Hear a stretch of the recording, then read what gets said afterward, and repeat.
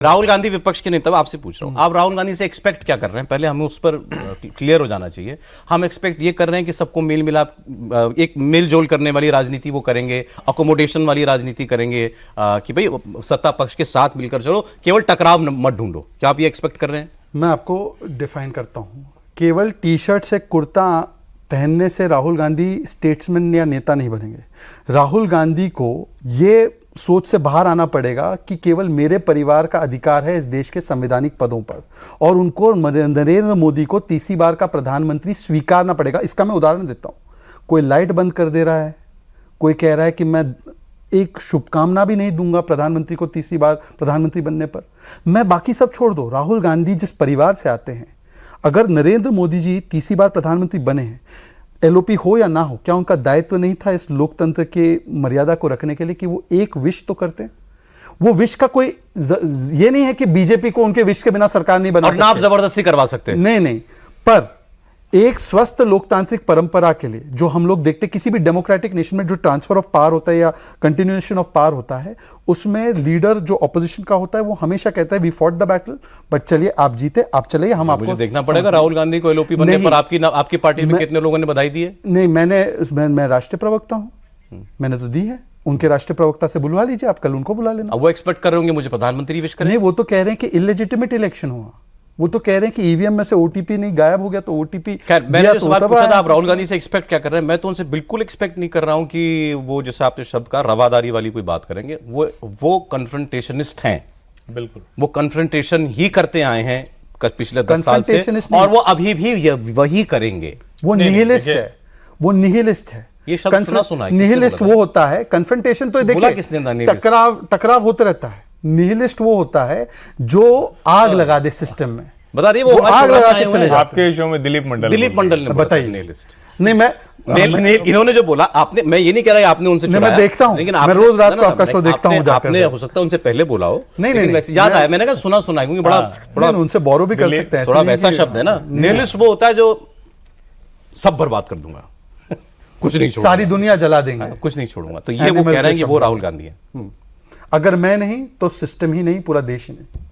ये इंदिरा जी की भी तो सोच थी ना, इंडिया इज इंदिरा, इमरजेंसी लगा दो, मैं प्रधानमंत्री रहूंगी, वरना तो इमरजेंसी लगेगी। अगर उनको ये लगता है कि ये तो पहले ही सब बर्बाद कर चुके हैं, जब तक इनको हटाएंगे नहीं तब तक कुछ बचेगा नहीं, इसलिए मुझे लड़ना है।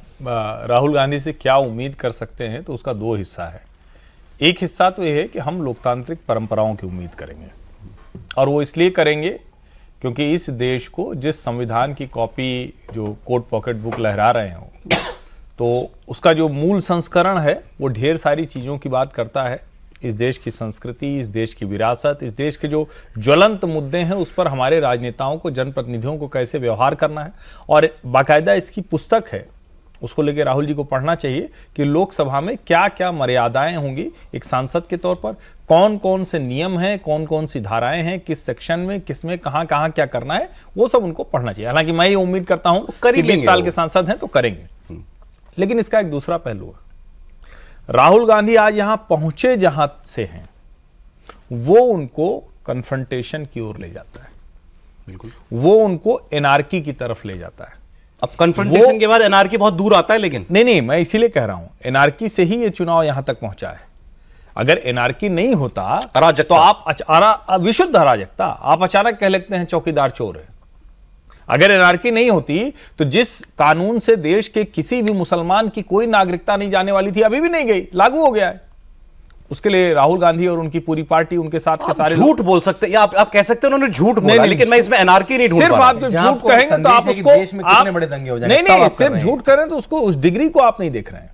आप सोचिए, असम से लेकर और हमारे शहर प्रयागराज, इलाहाबाद तक सब जगह शाहीन बाग बन गया था, और आप कह रहे हैं कि वो सिर्फ झूठ भर था। झूठ इस तरह से बोला गया कि वो अराजकता में बदला। इस बार का जो पॉलिटिकल गेन है वो भी तो वही है ना, संविधान खत्म हो जाएगा, चुनाव मोदी नहीं कराएगा, मोदी आ गया तो चुनाव नहीं कराएगा। क्या ये सच है?